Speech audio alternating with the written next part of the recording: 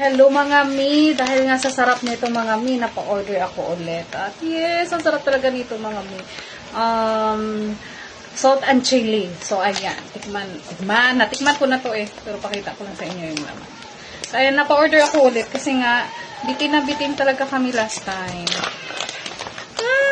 Ayan na siya. Ay nako. Ayan. Ang sarap na ito, promise. Oh. Yan. Try nyo mga mi. Sobrang sarap. Promise. Harap. Harap talaga mga mi. Ang anghang. Mas mahang to compare sa nabili ko last time. Sarap. Ayun, kung naghahanap pa na maanghang, matamis, maasim-asim.